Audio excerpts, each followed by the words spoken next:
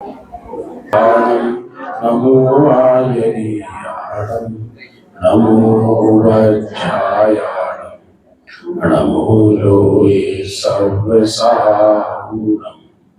मंगलम भगवान वीरो मंगलम गौतमो हरि मंगलम कुंद कुंदार्यो जैन धर्मोस्तु मंगलम सर्वमंगल मांगल्यम सर्वकल्याणकारकम दानं सर्व अज्ञानतिमिरान्धानां ज्ञानाञ्जनं शलाकया चक्षुरुन्मीलितं येन तस्मै श्रीगुरुवे नमः। आत्मा ज्ञानं स्वयं ज्ञानं ज्ञानात् करोति किम् परभावस्य कर्तात्मा मोहोऽयं व्यवहारिणाम्। मंगल में मंगल करम वीतराग विज्ञान नमो ताहि जाते वै हरिहंतादि महान करि मंगल करि हो महा ग्रंथ करण को कार जाते मिले समाधि सब पावे निज पदिराग। सम्यक तो सन्मुख मिथ्या दृष्टि का प्रकरण चल रहा था। उसमें ये विषय आया कि नए प्रमाण के द्वारा युक्तियों के द्वारा इस प्रयोजनभूत तत्व को जानना और जो ज्ञेय तत्व है, ज्ञेय तत्व यदि जानने में आ जाए सहज तो जान लेना, उनकी परीक्षा भी कर लेना, और यदि उनकी परीक्षा ना हो सके ज्ञेय तत्वों की, ज्ञेय तत्व का हो या अप्रयोजन भूत तत्व का हो, तो उनको आज्ञा अनुसार जान लेना। जैसा भगवान ने कहा वैसा ही है। गुणस्थान 14 ही होते हैं, अधिक नहीं होते। ऐसा भगवान ने जैसा कहा वैसा जान लेना। अब आगे देखिए, इस प्रकार इस जानने के अर्थ कभी स्वयं ही विचार करता है, कभी शास्त्र पढ़ता है, कभी सुनता है, कभी अभ्यास करता है। इस सम्यक तो सन्मुख जीव की चर्चा चल रही है, क्योंकि इसको जानने के अर्थ, किसको जानने के अर्थ? आत्मा को जानने के अर्थ या प्रयोजन भूत तत्वों को समझने के अर्थ कभी शास्त्र पढ़ता है, कभी सुनता है, कभी अभ्यास करता है, कभी प्रश्नोत्तर करता है, इत्यादि रूप प्रवर्तता है। ये नहीं लिखा शास्त्र पढ़ाता है, क्योंकि सम्यक तो सन्मुख की चर्चा चल रही है। जैसे क्योंकि उसे भी खुद ही डिसीजन नहीं है तो कैसे पढ़ाएगा? कभी सुनता है, कभी पढ़ता है, कभी प्रश्नोत्तर करता है। अपना कार्य करने का इसको बहुत हर्ष है। लोक में नियम है, यदि व्यक्ति को हर्ष ना हो किसी कार्य में तो मौत है उसकी। लोक में ये कहा जाता है कि जिसके जीवन में हर्ष नहीं, मरा हुआ व्यक्ति है, उसके जीवन में कोई हर्ष नहीं है। तो इसको आत्म कल्याण करने का हर्ष बहुत है। हर्ष ना हो तो कार्य की सिद्धि ना हो। हर्ष कहाँ नहीं होता? जहां विश्वास नहीं होता। मतलब मैं एक आत्म तत्व हूं, ऐसा जिसको विश्वास नहीं है उसको हर्षा ही नहीं सकता। और मैं आत्म तत्व हूं, ऐसा जिसको विश्वास है तो उस आत्मा में रमण करने का उसको हर्ष होगा। जैसे कोई व्यक्ति पिकनिक करने जाए अपने मन वांछित स्थान पर तो उसको जाने का बहुत हर्ष होता है। किसी का विवाह हो तो उसको विवाह में बहुत हर्ष होता है। ऐसे ही अपने आत्म अनुभव से पूर्व यदि हर्ष ना हो आत्मा का तो हर्ष हो ही नहीं सकता। इतना रोता रोता गया और मरे की खबर लाया।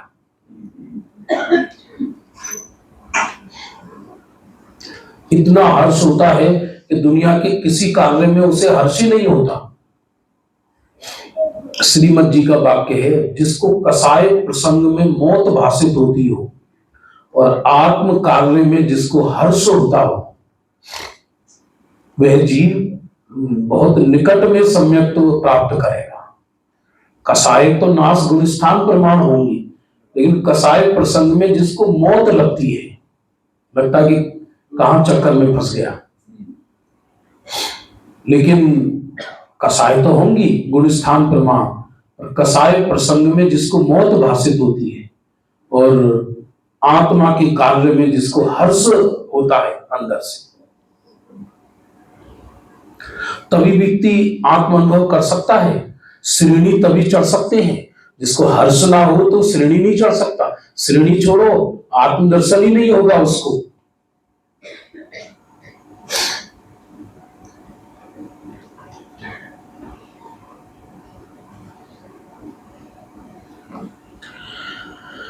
इतना सैनिक होते हैं, सैनिक लड़ने जाते हैं युद्ध मैदान में, तो उनको वहां पर कवि होते, कवि, वो उनको ऐसी गीत सुनाते हैं जिससे उनको हर्ष हो।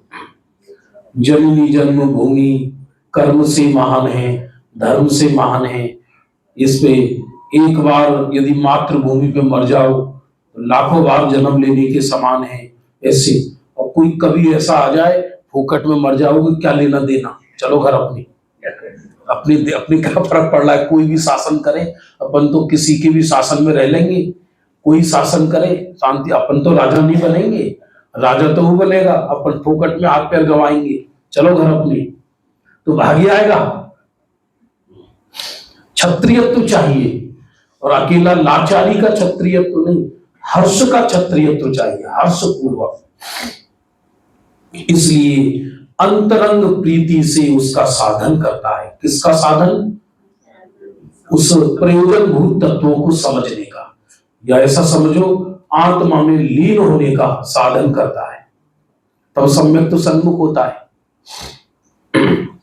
इस प्रकार साधन करते हुए जब तक सच्चा तत्व श्रद्धान ना हो, 4 परिस्थिति लिखी है।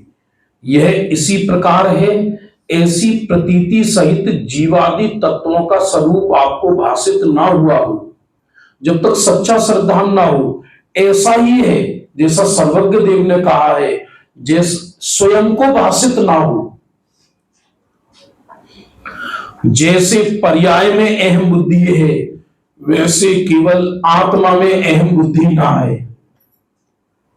अहम बुद्धि तो रहेगी जीव की, क्योंकि श्रद्धा गुण का कार्य है अहम करना। अज्ञान अवस्था में श्रद्धा किसमें अहम करती है? ना,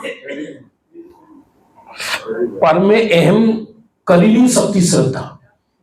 पर को अपना मानकर उसमें अहम करती है। यदि श्रद्धा ये श्रद्धा निर्णय कर ले ये पर है, तो उसमें अहम हो ही नहीं सकता। ये नियम है। श्रद्धा तो चाहे ज्ञान का मिथ्या दर्शन का काल हो या सम्यक दर्शन का काल, श्रद्धा स्व में ही अहम करती है। ये थोड़ी कि मिथ्या श्रद्धा का स्वरूप ऐसा नहीं है कि मैं शरीर हूं, चलो शरीर में अहम कर लो। वो शरीर को अपना मानती है तो ही श्रद्धा का स्वरूप है। अनादि काल से अनंत काल तक श्रद्धा स्व में ही अहम करती है। ज्ञान जिसको अपना जानता है, श्रद्धा उसमें अहम करती है। अब ज्ञान इसको अपना जानता है तो श्रद्धा उसमें अहम। यदि इसको शरीर जान ले तो इसमें अहम हो ही नहीं सकता। ख्याल में आया नहीं आया? यदि देशभूषण कुलभूषण दोनों गुरुकुल से पढ़कर आई और एक कन्या छज्जे से झांक रही थी महलों से, अभी आपस में लड़ पड़े कि इससे तो विवाह हम करेंगे, तलवारें निकल आई। वहां से भागकर आया पुरोहित, तुम क्यों लड़ रहे हो? बोले वो कन्या हमें देख रही है, हम उससे शादी करेंगे। पागल हो, उससे तो पूछ लो वो किससे करेंगे। और हमें क्या कमी, हम राजकुमार हैं। लेकिन तुम्हें कमी नहीं है, तुम पूछ तो लो एक बार तो किससे शादी करेंगे। ऐसा चलो पूछ लेते हैं। तो पूछने से पहले एक बात और सुन लो, कि वो तुम्हारी सगी बहनें हैं। अब बताओ राग टिकेगा क्या? वो तो महल में ही नहीं गए, इतनी लज्जा आई कि वन जंगल में ही चले गए, वापस ही नहीं आई। तो जिसको पर जान लिया उसमें श्रद्धा अहम कर ही नहीं सकती है। श्रद्धा तो उसी में अहम करती है जिसको जीव अपना जानता है। ये तो शास्त्रीय भाषा है, इसलिए हम बोलते हैं कि श्रद्धा अनादि से पर में अहम किए हुए। पर उस मिथ्या श्रद्धा को पूछो तुमने पर में अहम किया है क्या? तो मिथ्या श्रद्धा की दुनिया में पर नाम की चीज ही नहीं है। चाहे मिथ्या श्रद्धा हो या सम्यक श्रद्धा हो, श्रद्धा की दुनिया में सो ही है, पर होता ही नहीं है। श्रद्धा की दुनिया में श्रद्धा तो पतिव्रता नारी की तरह है। श्रद्धा का श्रद्धे श्रद्धा नहीं खोजती, श्रद्धा का श्रद्धे ज्ञान खोजता है। क्या कहा? श्रद्धा का श्रद्धे श्रद्धा नहीं खोजती, श्रद्धा का श्रद्धे ज्ञान खोजता है। श्रद्धा का काम यदि ज्ञान करने लगे तो ज्ञान और श्रद्धा में क्या अंतर रहेगा? मैं आत्मा हूं ये निर्णय श्रद्धा नहीं करती, ये निर्णय ज्ञान करता है। श्रद्धा तो उसमें अहम करके पसर जाती है। श्रद्धा हमेशा मूक होती है, श्रद्धा हमेशा निर्विकल्प होती है, श्रद्धा हमेशा अभेद होती है। श्रद्धा में भेद नहीं होता है, इसलिए इस सारा डिसीजन कौन करता है? ज्ञान करता है।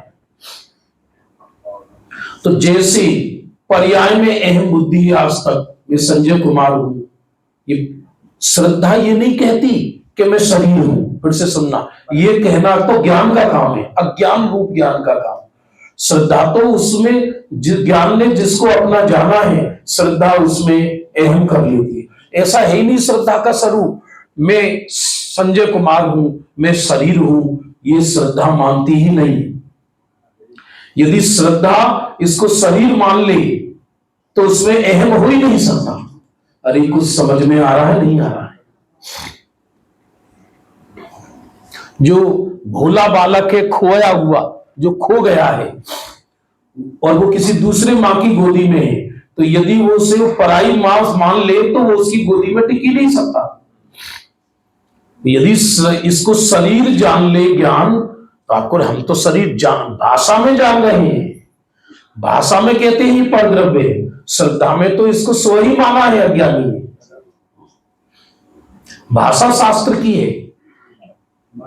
इसलिए जब तक जैसे इस पर्याय में अहम बुद्धि है तब तक आत्मा में अहम बुद्धि नहीं आए, जब तक और हित अहित रूप अपने भावों को ना पहचाने।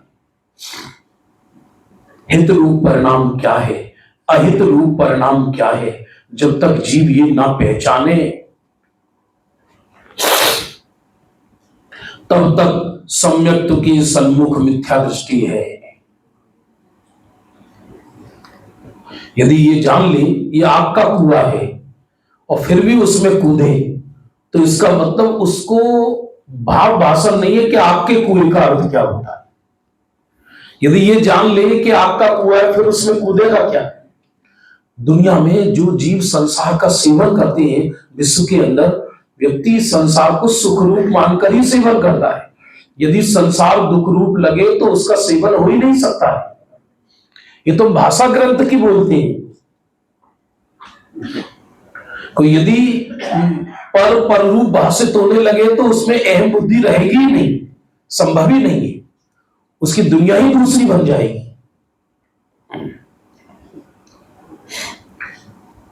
ये मेरे भाव हो रहे हैं, ये संसार के भाव हैं, ये अहित रूप है, इनको अहित रूप जाने तो उसका सेवन कैसे करेगा?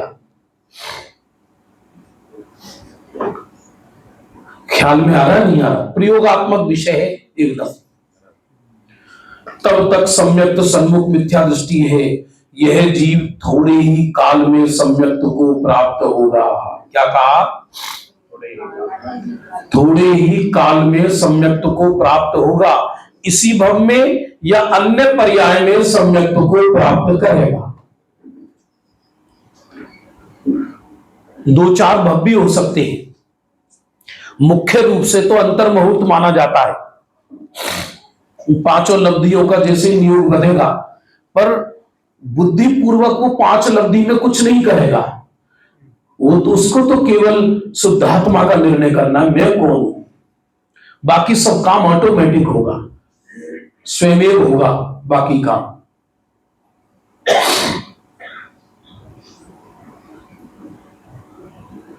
किसी को संतान चाहिए, दिया टोडरमल जी ने उत्तर इसका, तो बुद्धि पूर्वक क्या करेगा, विवाह करेगा।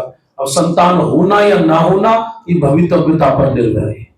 तो बुद्धि पूर्वक जीव आत्म कल्याण के लिए क्या करेगा, तत्व का निर्णय करेगा। तत्व माने अपने शुद्धात्मा का निर्णय करेगा। मैं शुद्धात्म तत्व हूं, मैं चैतन्य तत्व हूं, मैं एक जगत का अनोखा तत्व हूं, मैं विश्व का एक निराला तत्व हूं, मैं एक अमूर्तिक तत्व हूं, मेरे रूम रूम में ज्ञान और आनंद समाया है। ये विषय बहुत गहन विषय है। ये बस निर्णय हो गया। जहां भी और अंश मात्र भी पर्याय में यदि उसके अहम पड़ा है, तो जो अमूर्तिक अनादि निधन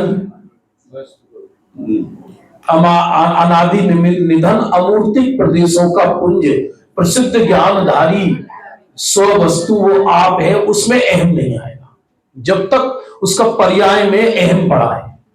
यदि कोई ये कहे तो मैं तो त्रिकाल शुद्ध हूं, पर आज तक मैंने मेरी दृष्टि नहीं करी, ये भी पर्याय में अहम होती है, क्योंकि इसमें पर्याय की मुख्यता हो गई है, द्रव्य गुण हो गया।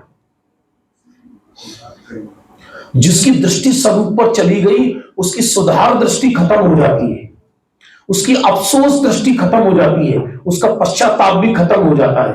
क्योंकि मैं चैतन्य परमात्मा, ना उसका कोई बिगाड़ है ना उसका कोई सुधार है, वो तो सदा एक जैसा विद्यमान है। ऐसी दृष्टि होती ही वो पर्याय आत्मा पर समर्पित हो जाएगी। कोई जबरदस्ती पर्याय को आत्मा पे समर्पित करना चाहे, अनादि काल से हे जीव तूने सम्यक तो नहीं किया, तो सम्यक्त की इच्छा मिथ्या दर्शन का विषय है। क्या बोला, सम्यक दर्शन की इच्छा मिथ्या दर्शन का विषय है। भावना अलग है, विधि अलग है। भावना सम्यक्त की जाती है, पर विधि में सम्यक्त को लक्ष्य नहीं बनाया जाता। लक्ष्य किसको बनाया जाता है, शुद्धात्मा। जैसे कोई व्यक्ति दिल्ली जा रहा है, हमारे गांव से दिल्ली 60 किलोमीटर है, केवल 60 किलोमीटर यमुना एक्सप्रेस वे पर लोकल है। अभी तो मेट्रो भी बन रही है वहां से। तो कोई व्यक्ति पहली बार कार में बैठा और वो दिल्ली जाने के लिए तैयार हुआ। वो ड्राइवर से कहता है मुझे दिल्ली जाना है। अब वो तैयार होता है गाड़ी, बार बार वो किसान ड्राइवर से कहता साहब आप दिल्ली देखो, दिल्ली ले चलो ना। अरे साहब चुप बैठिए, आप दिल्ली ले जा रहा हूं, आप तो सड़क को देख रहे हो, दिल्ली को। अरे पागल, देखूंगा सड़क तो पहुंचूंगा दिल्ली, और देखूंगा दिल्ली तो पहुंचूंगा शमशान। इसलिए देखोगे मोक्ष तो रहोगे संसार में, और देखोगे आत्मा को तो पहुंचोगे मोक्ष। समझ में आ रहा नहीं आ रहा? साध्य अलग है, नहीं फिर गड़बड़ कर दिया, ये उत्तर गलत है आपका। साध्य अलग है और ध्येय अलग है। क्या बोला, साध्य तो सिद्ध है और ध्येय शुद्धात्मा है। जिसकी साधना की जाए वो साध्य कहलाता है। साध्य वर्तमान में असिद्ध है, तब तो हम साधना कर रहे हैं, और ध्येय शुद्धात्मा है। तो सिद्ध बनने के लिए सिद्धों को नहीं देखा जाता, सिद्ध बनने के लिए शुद्धात्मा को देखा जाता है। इसलिए जिसको अज्ञान के काल में ये निर्णय हो गया कि मैं पर्याय नहीं, मैं शुद्धात्मा हूं, तो उसकी पर्याय स्वरूप में विसर्जित हो जाती है। अरे मैं पर्याय नहीं शुद्धात्मा हूं, ये बोल भी ज्ञान के हैं। यदि कोई ये कहे कि मैं पर्याय नहीं मैं शुद्धात्मा हूं, ये भी पर्याय बुद्धि है, क्योंकि पर्याय नजर क्यों आना।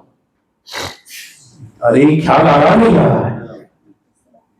मैं पर्याय नहीं मैं शुद्धात्मा हूं, ऐसा बार बार पर्याय कथन करे तो इसका मतलब पर्याय अपनी ऊर्धता किए हुए, और पर्याय को कोई दूसरी चीज ही नजर ना आए, शुद्धात्मा ही नजर आए।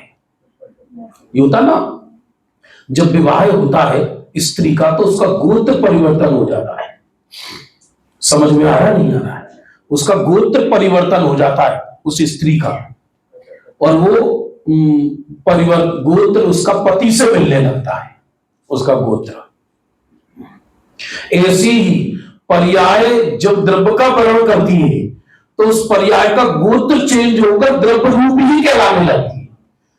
भले भले ही पर्याय पर्याय रहे, लेकिन पर्याय से आप पूछोगे तुम कौन हो, तो वो ये नहीं कहेगी कि मैं पर्याय हूं, वो ये कहेगी मैं आत्मा हूं। इसलिए पर्याय अपने अस्तित्व को मिटाकर द्रव्य को स्वीकार करती है, और यदि पर्याय अपने को खड़े करके द्रव्य को स्वीकार करे तो पर्याय में ही अहम बुद्धि कहलाएगी, द्रव्य में कभी अहम बुद्धि होगी नहीं। कुछ समझ में आ रहा है नहीं आ रहा है? तब वो सम्यक्त सन्मुख कहलावी। सम्यक्त नहीं हुआ, सम्यक्त से पहले उस ज्ञान में इतनी दृढ़ता आ जाती है, इतनी दृढ़ता आ जाती है, जैसे किसी कन्या की सगाई हुई और चक्रवर्ती से हुई, समझना, सगाई हुई तो उसके स्वर बदल जाते हैं। रह रही है भी घर में, शादी भले ही कभी भी हो, लेकिन उसके स्वर बदल जाते हैं। उसके स्वर, वो फोन करेगी ना पति देव से, और उसकी माई के 24 घंटे फोन में लगी रहती है, चल काम कर, 24 घंटे फोन में, नहीं तुम उनको ऐसा मत बोलो, अब वो गए, मतलब उसके स्वर बदल जाते हैं। ऐसे ही सम्यक्त होने से पहले ज्ञान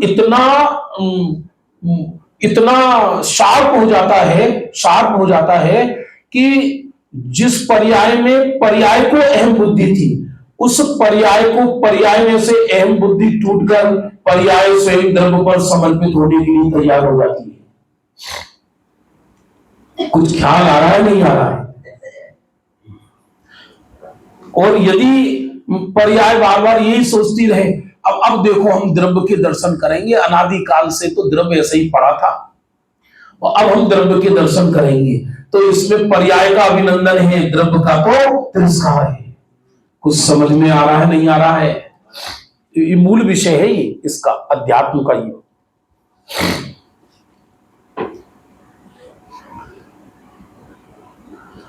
मैं शरीर नहीं, मैं राग नहीं, मैं द्वेष नहीं, मैं पर्याय नहीं, ये भी पर्याय होती है। ये मनोविज्ञान का नियम है, जिस चीज पर जितना जोर दोगे उससे ही उसका तुम्हें उतना ही प्रेम है, उतना ही लगाव है। जैसे एक मां पिता के 2 पुत्र हैं, और उसमें मान लीजिए जो दूसरा पुत्र है, 2 पुत्र हैं एक पिता के, और एक नालायक निकल गया, तो उन्होंने उसे घर से बाहर कर दिया। अब जनगणना करने वाले आए, बोले अपनी संतान लिखवाई, कितनी है आपके? बोले एक ही लिखी है साहब। इस टोन में से क्या निकल रहा है? जिसके एक होता है वो ऐसी भाषा बोलता है क्या? एक लड़का लिखिया, उसका नाम मत लिखना, हमारे एक ही मर गया, हमारे लिए मर गया या कलेजे में जिंदा बैठा है? वो मरा नहीं है, तुम्हें मार के मरेगा, तुम्हें मार के मरेगा। अनादि से हमने द्रव्य का स्वाद नहीं लिया, ये पर्याय बुद्धि है। जो ये कहे कि मैं अनादि से दुखी हूं, वो अनंत काल तक दुखी रहेगा। क्योंकि जब तुझे द्रव्य नजर आ गया, आत्मा नजर आ गई, तो फिर स्वर तेरे दुख से क्यों मिले हुए? स्वर तेरे दुख से क्यों मिले हुए? और तू ये भी कह रहा है मैं चैतन्य परमात्मा हूं, तू ये भी कह रहा है मैं चैतन्य परमात्मा हूं, और साथ में फिर तू ये भी कह रहा है कि मैं दुखी हूं। इसका मतलब तुझे चैतन्य परमात्मा की दृष्टि, और यदि चैतन्य परमात्मा की दृष्टि हो गई होती तो पर्याय रोना बंद कर देती कि मैं दुखी हूं। अरे पर्याय ये भी कहना बंद कर देती कि मुझे सम्यक दर्शन होने वाला है, और पर्याय और तो और मुक्ति को विस्मृत करके त्रिकाल मुक्त स्वरूप के अंदर समा जाती। ये इसका स्वरूप है, अंदर सम्यक्त सन्मुख का स्वरूप है। ये सम्यक्त सन्मुख का स्वरूप स्थूल नहीं है, एकदम कठिन लग रहा है क्या विषय? स्वर मिल जाते हैं उसकी।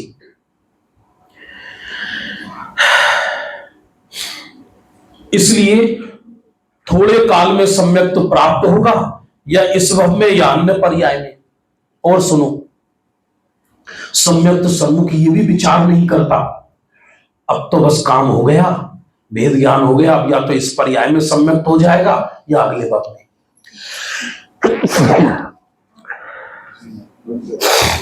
ये तो पर्याय दृष्टि है, जिसको तो अनंत काल में नहीं होगा। सम्यक्त की इच्छा जिसको खत्म हो जाए वो सम्यक्त सन्मुख कहलाता। क्या कहा, जरा मिलकर बोलो। निहाल भाई सौगानी जी, उनसे किसी ने पूछा, और कल से उनका वो है 3 दिन का सोनगढ़ में प्रोग्राम, वहीं जा रहे हैं 6, 7, 8 सौगानी जी की जयंती है। तो एक एक बोल आसमानी है, एक एक बोल, और ऐसा आसमानी है कि हर किसी के समझ में आए नहीं। सौगानी जी के द्रव्य दृष्टि प्रकाश के बोल वही पचा सकता है जिसको भगवान ने देख लिया है कई व्यक्ति अल्पकाल में सिद्ध सलाह पर विराजमान हो रहा है। उनसे किसी ने पूछा, साहिब ये बताओ कि आपको अभी सम्यक्त के काल में इतना आनंद आ रहा है, तो जब मोक्ष होगा तब क्या होगा? वो अपने पत्र में उत्तर देते हैं, तुम्हें ये चिंता है कि हमें मोक्ष होगा तब क्या होगा, हमें ये चिंता है कि मोक्ष हो गया तो हम उसे रखेंगे कहां, क्योंकि हमारे निजात द्रव्य में मोक्ष को रखने का स्थान। अब कोई कहेगा ये तो मोक्ष का तिरस्कार हो गया। ये मोक्ष का तिरस्कार नहीं है, मोक्ष को प्राप्त करने की विधि है। समझ में आ रहा है, नहीं आ रहा है? हम अटेंड करने जा रहे हैं, वहां तो अपन गुरुदेव के ही प्रवचन होते हैं, अपन केवल सुनते हैं। वंदना बेन प्रोग्राम कराती हैं, हम हर साल जाते हैं, हमें सौगानी जी का बहुत अनुराग है, तो हम केवल अटेंड करने जाते हैं। 3 दिन रहते हैं, सोनगढ़ के भी दर्शन हो जाते हैं इस बहाने, और वर्ष में एक बार सोनगढ़ जाने की इच्छा होती है, तो हमने सोचा चलते हैं।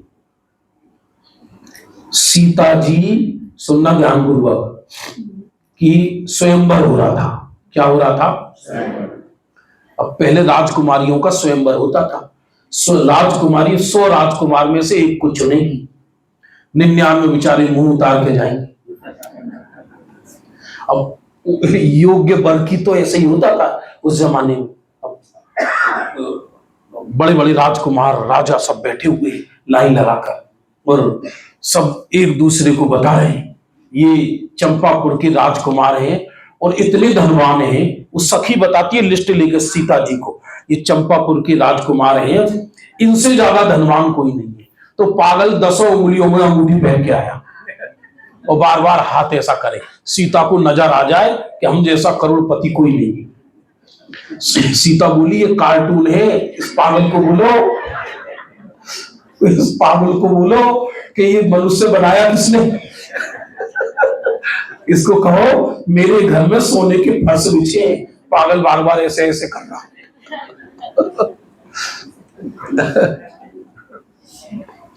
आगे गई, बोले हस्तिनापुर का ये राजकुमार है, इससे बड़ा बलवान कोई नहीं। बोले बलवानों में अकल की कमी होती है, आगे चलो। क्योंकि इनका दिमाग केवल ये कहते ना जिम में जाते हैं, मसल बनाने में रहती है, तो पूरा दिमाग घुटनों में आ जाता है। आगे आगे चलो। बोले ये रूपसेन है, चंपापुर की राजकुमार, रूपवान रूपसेन है, इनसे सुंदर रूप दुनिया में कोई नहीं है। और सीता जी इनके रूप को देख देख कर प्रसन्न रहा करेंगी 24 घंटे। और सखी कहती है देखो बहुत ही रूपवान लग रहे हैं सीता जी, तुम तो इन्हीं का वर्ण कर लो, बिल्कुल ऐसे लग रहे चीनी गुड्डा। बहुत ही रूपवान है, बहुत ही रूपवान है। बोले रूपवान में प्रेम की कमी होती है। जो जितने रूपवान लोग होते हैं इनमें एक दूसरे के प्रति स्नेह नहीं होता है। और इसमें क्या है, 24 घंटे गुड्डा की आरती उतारेंगे पागल की। बोले आगे चलो, बहुत सारी देखी, बहुत देखी, और अंत में राम आ गए। राम आए तो नीची गर्दन झुका के बैठे। लक्ष्मण बार बार उनको ऐसा करे। बोले तुम ये बारे बारों ना भरने आए हो, यदि तुम सीता को देखोगे नहीं तो सीता को तुम्हारे प्रति प्रेम कैसे होगा? और प्रेम नहीं होगा तो तुम्हें वरण कैसे करें? तब राम कहते देखो लक्ष्मण, तुम हमें परेशान मत करो, तुम्हें करना है तो तुम शादी कर लो। बोले नहीं, मैं तो तुम्हारे लिए आया हूं, वो तो मेरी माता लगी, भाभी है, तुम देखो उनको। बोले मैं दशरथ का पुत्र पराई स्त्री को प्राप्त करने के लिए अपनी नजर उठाकर उनको नहीं देख सकता, उसे मेरा वरण करना हो तो करे और नहीं करना हो तो नहीं करे। तो सखी राम के गुणगान गाती है और कहती है ये रूपवान है, धनवान है, बलवान है, धर्मात्मा है, छाई सम्यक दृष्टि है, छाई सम्यक दृष्टि से प्रसिद्ध थे। और उनके रूप सुने रामचंद्र जी ऐसी पत्थर की मूर्ति की तरह बैठे रहे। तो सीता ने उनके गले में वरमाला डाल दी। तो बाद में रविसेन आचार्य कहते हैं जैसे राम अपनी आत्मा में रमे रहे तो सीता ने राम को वरण कर लिया, वैसी ही जो चैतन्य परमात्मा है वो अपनी आत्मा में राम में रमता है तो मुक्ति बधु उसका वरण कर लेता है। और यदि मुक्ति बधु को इच्छा करे तो मुक्ति बधु दूर होती है। उल्टा है, मोक्ष की इच्छा और मोक्ष में विरुद्ध, मोक्ष की इच्छा मोक्ष से विरुद्ध तत्व है। क्या कहा जरा मिलकर बोलो? मोक्ष की इच्छा मोक्ष से विरुद्ध तत्व है। जितनी इच्छा करोगे मोक्ष उतना दूर भागेगा। अरे चैतन्य का चिंतन भी चैतन्य को जलाता है। क्या कहा? चैतन्य का चिंतन भी चैतन्य से विरुद्ध तत्व है, क्योंकि चिंतन आश्रम तत्व है और मैं जीव तत्व हूं। आश्रम तत्व से जीव तत्व कैसे प्राप्त हो सकता है? इसलिए जो चिंतन अपने को चैतन्य से, जिसको चिंतन का रस है उसको चिता मिलती है, और जिसको चैतन्य का रस है उसका चिंतन समाप्त हो जाता है और चैतन्य रह जाता है। इसलिए चिंतन का रस भी मोक्ष मार्ग नहीं है। चिंतन होगा जरूर। क्या कहा? चिंतन तो होगा, क्योंकि चिंतन नहीं होगा तो क्या होगा? लेकिन रस चिंतन का नहीं है ज्ञानी को, या सम्यक तो सन्मुख को भी चिंतन का रस नहीं है। चलो आज तो बैठकर थोड़ी देर आत्मा का चिंतन करते हैं। इस आर्टिफिशियल पनी से चिंतन नहीं होता। जिसको ये निर्णय हो गया मैं तो शुद्धात्म तत्व हूं, उसको ऑटोमेटिक चिंतन चलेगा, करने की जरूरत नहीं है। जैसे कन्या की सगाई हो गई, समझना, तो एक मनोविज्ञान क्या है, वो प्रस्तुत ऐसा करेगी कि जैसे उसे कोई परवाह नहीं है। वो ऐसा प्रस्तुत करेगी, मुझे कोई परवाह नहीं है। तो माँ को कभी कभी चिंता होती है, ये तो बात कर ले जरा फोन से, कर लिया कर, बात कर ले फोन से, क्या दिक्कत है, कर लिया कर ना फोन से बात। तो मुझे नहीं करनी बात, मुझे नहीं करना बात, मुझे नहीं करना बात, मुझे नहीं करना, बोलेगी ये, लेकिन रोम रोम में वही बसे हैं। समझ में आ रहा नहीं आ रहा है? इसलिए कोई सोचे आज तुम रीढ़ की हड्डी सीधी करके एकदम सावधान मैं शुद्धात्मा हूं, पागल है, पागल मिथ्या दृष्टि है एकदम। हठ योग से शुद्धात्मा प्राप्त नहीं होता, रीढ़ की हड्डी सीधी करने से शुद्धात्मा प्राप्त नहीं होता। जिसको ये निर्णय हो गया मैं चैतन्य तत्व हूं, उसे प्राप्ति का विकल्प ही खत्म हो गया, क्योंकि मैं तो प्राप्त हूंगा। अरे नहीं आया समझ में? अतृप्त पना ही मिथ्यात्व है। क्या बोला?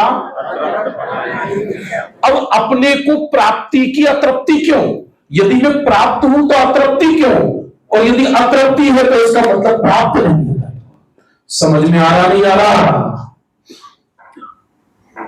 इसलिए ना मुझे प्राप्त करना है, ना मुझे खोना है, ना मुझे कहीं जाना है, ना मुझे कहीं आना है, ना मुझे कुछ सुधार करना है, ना मुझे कुछ बिगाड़ करना है, ना मुझे कोई पुरुषार्थ करना है।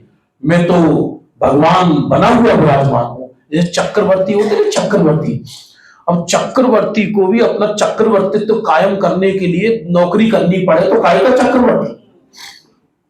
एक चक्रवर्ती है, चक्रवर्ती, उसके दरबार में डेली लोग बड़े बड़े राजा महाराजा गिफ्ट लेकर आते हैं, सोने के रत्नों के थाल भर भर कर। और जो दूत है, महाराज की जय हो, महाराज की जय हो, महाराज की जय हो। अरे क्यों कान खा रहे हो, बोलो क्या बात है? महाराज चंपापुर के राजकुमार आपसे मिलने आए हैं, ये रत्नों की भेंट लाए हैं, रत्नों की भेंट लाए। क्या करें इनका, क्या करें इनका, क्या करें? बोले गौआ की सानी में डाल दो। पागल। और यदि वो चक्रवर्ती स्वयं सिंहासन से उठकर उन रत्नों को ग्रहण करे तो चक्रवर्ती है या भिखारी है? अरे बोलो। सच बात देखा जाए, फिर से सुनना, मुक्ति की प्राप्ति, आत्मा की प्राप्ति सेवक भाव में नहीं होती। मुक्ति की प्राप्ति, आत्मा की प्राप्ति मालिक भाव में होती। मैं तो अनादि से ऐसा ही दुखी हूं, मैं तो अनादि से दुखी हूं, मैं ऐसी डिप्रेशन वाला है, इसको लोग के बाहर निकालो, दूसरों को भी डिप्रेशन में डालेगा। समझ में आ रहा नहीं आ रहा है? ऐसे एक राजकुमार था और वो किसी राजकुमारी में रीझ गया और उसने सोचा कि भाई कैसे राजकुमारी मिले, क्या करें बाबा, इसकी बिगड़ कैसे करें, क्या करें। और उसने सोचा कि और पिता को कहेंगे तो पिता कहेंगे क्षत्रिय है, वहां से प्रस्ताव आएगा तब अपन विचार करेंगे, वहां से प्रस्ताव आएगा। अब इनके प्रस्ताव के चक्कर में राजकुमारी कहीं दूसरी जगह चली गई तो हो जाना पड़ता। तो उसने कहा और माता पिता को बिना बताए अपने महल से निकलकर राजकुमारी के उस दूसरे राज दरबार में चला गया, दूसरे सल्तनत में। और वहां जाकर उस राजा से मिला, मैं फलाने राजा का राजकुमार हूं और आपकी कन्या से विवाह करना चाहता हूं। राजा ने कहा ठीक, इस पहले इनकी खातिरदारी करो, ढंग से खिलाया पिलाया, रत्नों के महल में रुकाया। तो दासी आई, वो दासी भी बहुत खूबसूरत थी, तो इसने सोचा यही राजकुमारी होगी और उनके तुम हमसे विवाह कर लो, हम सारी जिंदगी तुम्हारी सेवा करें। और मुंह पे फट्टा डाल डाल के हंसे कि ये पागल है, ये दासी पे ही रीझ गया है, तो इसे राजकुमारी कैसे मिलेगी। तो जो पर्याय स्वरूप में समा रही है उससे पहले उसमें हर्ष उत्पन्न होता है, और यदि अज्ञानी उस हर्ष में अटक गया तो भी आत्मा मिलने वाली। तो भी अंत में राजकुमारी आई, अंत में राजकुमारी आई और उसे देखकर तो एकदम बेहोश हो गया। बाबा इतनी सुंदर, और उसके घुटने टेक कर राजकुमारी से बोलता है हम सारी जिंदगी तुम्हारी सेवा करेंगे, हम तुमको पलकों पे रखेंगे, हम तुमको आरती उतारेंगे। तो वो राजकुमारी कहती मेरे घर में नौकर तो बहुत है, मुझे मालिक चाहिए। अरे समझ में आया नहीं आया? तो जो पर्याय आत्मा को ये कहे कि मैं सारी जिंदगी आत्मा की सेवा करूंगी, तो आत्मा कहता है कि मुझे मालिक चाहिए। जो पर्याय भूलकर ये कह सके कि मैं आत्मा हूं, आत्मा उसी को दर्शन देती है, अन्य किसी को दर्शन देती। इसकी विधि ऐसी है, इसकी विधि ऐसी। आप द्रव्य दृष्टि प्रकाश सुनो, आपको दुनिया राकट ढेर नजर आएगी, इच्छाई खत्म हो जाएगी, विषाद खत्म हो जाएगा, शोक खत्म हो जाएगा, चिंता खत्म हो जाएगा कि मुझे आत्मा प्राप्त क्यों नहीं होता। अरे प्राप्त क्यों नहीं, तो प्राप्ति तो हूं मैं। जो ये कह रहा है मुझे आत्मा प्राप्त नहीं होता वो कौन है, आत्मा या अनात्मा? अरे नहीं आया समझ में? वो जो ये कह रहा है कि मुझे आत्मा प्राप्त नहीं होता वो स्वयं आत्मा है। जो अज्ञानी ये कहता है मैं रागी हूं, सुनना, तो राग की घोषणा करने वाली पर्याय स्वयं राग से निर्मित है या ज्ञान से निर्मित है? क्योंकि राग तो जड़ है, वो तो ये कह ही नहीं सकता कि मैं रागी हूं। क्रोध ये नहीं कहता मैं क्रोध हूं, राग ये नहीं कहता मैं राग हूं, ये तो ज्ञान कहता है। इसलिए अपने को दुखी स्वीकार करने वाली ज्ञान पर्याय दुख से निर्मित है या ज्ञान से निर्मित है? तो अपने को मिथ्या दृष्टि स्वीकार करने वाली पर्याय मिथ्यात्व से निर्मित है या ज्ञान से निर्मित है? इसलिए मुझे तो मिथ्यात्व भी नहीं हटाना, मुझे तो सम्यक्त भी नहीं करना, मैं तो त्रिकाल चैतन्य परमात्मा बनाया विराजमान। ऐसा विकल्पात्मक ज्ञान में निर्णय हो जाता है, उसे सम्यक्त संयोग कहते हैं। तो आपको कितना पकड़ में आ रहा है ये रहस्य? और यदि रहस्य पकड़ में आ गया तो समझना उसका अनंत भव मिट गए। मिट क्या गए? नजर ही नहीं आ रहे, मिट क्या गए?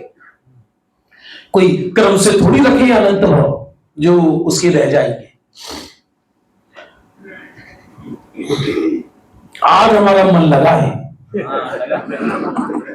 आपने भी रियलाइज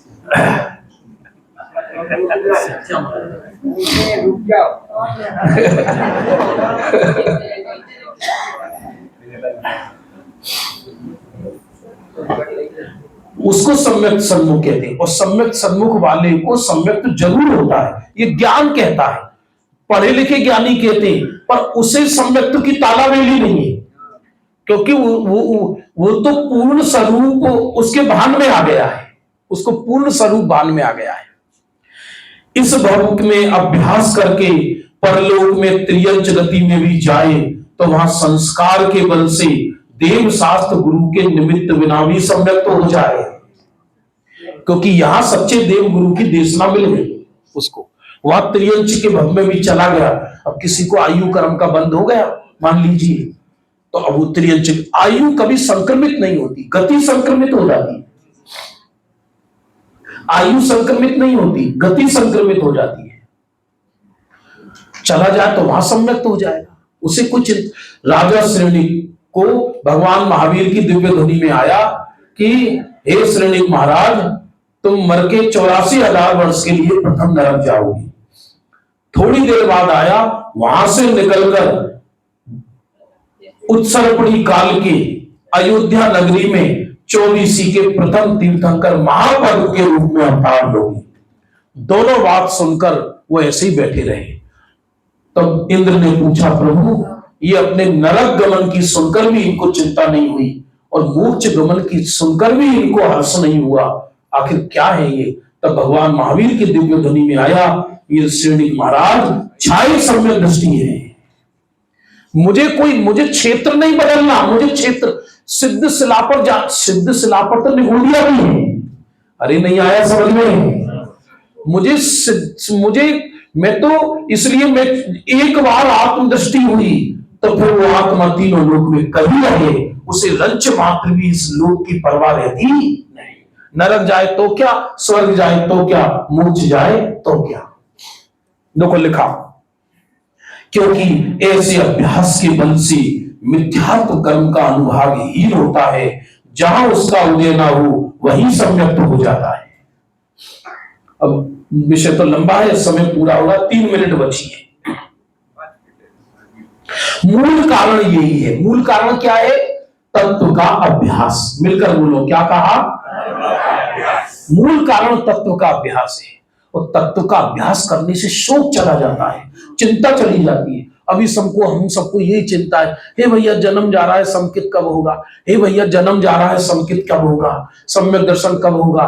प्राप्त की कीमत है या नए उत्पन्न होने वाले की कीमत है? कितना पागल व्यक्ति है।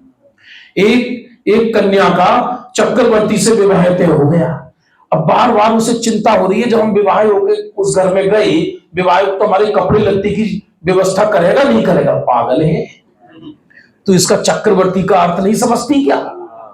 तो पर्याय बार बार ये चिंता कर रही है सम्यक्त की। अरे सम्यक्त तो चैतन्य परमात्मा के आगे पानी भरता है। अरे ख्याल आया नहीं आया? अनंत केवल ज्ञान की पर्याय त्रिकाली चैतन्य परमात्मा के चक्कर लगाती है। हाँ, देवादिक तो बाह्य निमित्त है, देव शास्त्र गुरु तो मुख्यतः से तो इनके निमित्त से ही सम्यक होता है। किनके निमित्त से? तत्वाभ्यास के बल से।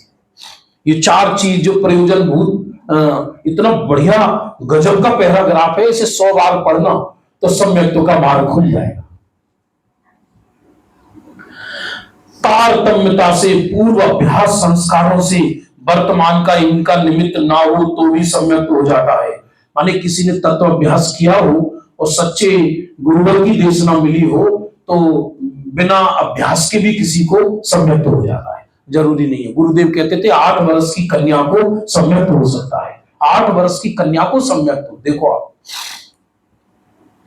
गजब है या नहीं? सिद्धांत में तन निसर्गात अधिगमात्वा तत्वार्थ सूत्र का सूत्र है, ऐसा सूत्र है। इसका अर्थ यह है वह सम्यक दर्शन निसर्ग से अथवा अधिगम से, अधिगम माने उपदेश से, निसर्ग माने स्वयं, वहां देवादिक बाह्य निमित्त के बिना हुआ उसे निसर्ग कहते हैं और देवादि के निमित्त से हुआ उसे अधिगम कहते हैं। लेकिन जिनके देवादि के निमित्त से हुआ उसमें भी तत्व विचार मुख्य है, और जिनको निसर्ग हुआ उनको भी पूर्व में देवादि का निमित्त तो नहीं रहा है। एक बात, जो तालाब स्वयं सूखा है वो कमल खिलाने में कैसे निमित्त बनेगा? सूरज कभी अंधकार कभी प्रकाश में निमित्त बन सकता है क्या? संभव नहीं है। इसलिए ज्ञानी की देशना ही सम्यक्त में निमित्त बनती है। लेकिन किसको? जो स्वयं ज्ञानी के वचन को ना पकड़कर उस वाच्य को पकड़कर उसकी महिमा आती है, तो उसको इतनी महिमा आती है उस चैतन्य परमात्मा की महिमा और हर्ष अत्यंत, अरे मैं परमात्मा हूं, अरे मैं परमात्मा हूं, इसी के बल से उसे सम्यक्त हो जाता है। देखो ये महत्वपूर्ण लाइन पढ़ के समाप्त करता हूं। देखो तत्व विचार की महिमा, तत्व विचार रहित देवादि की प्रतीति करे। तब देवादिक माने देव शास्त्र गुरु, सच्चे देव गुरु धर्म को ही माने, लेकिन तत्व विचार नहीं है। बहुत शास्त्रों का अभ्यास भी करे, सुबह से शाम तक ग्रंथों का ही अध्ययन करता रहता है, व्रतादिक पाले, तपस्या करे, उसको तो सम्यक्त होने का अधिकार नहीं। बोलो, और तत्व विचार वाला इनके बिना भी सम्यक्त का अधिकार है। मूल रहस्य है तत्व का विचार, और तत्व का विचार स्वाध्याय से, सत्संग से, वो मार्ग जिन्होंने पाया है उनके बीच में रहने से, और सहज व्यक्ति की काल लब्धि आती है तो स्वयं तत्व विचार आदि में मन लगता है। हमने समझ लो बहुत भाग्य से इस काल में, भाग्य नहीं साथी से भाग्य से इस काल में ऐसे महापरम परम परम पूज्य गुरुदेव को पाया है कि जिन्होंने आज तत्व विचार की धारा हमको बताया। बस अपने पर तो सब चीज तैयार है, केवल विचार करना है, कर विचार तो बाकी पढ़ लेना। हो गया करीब करीब विषय।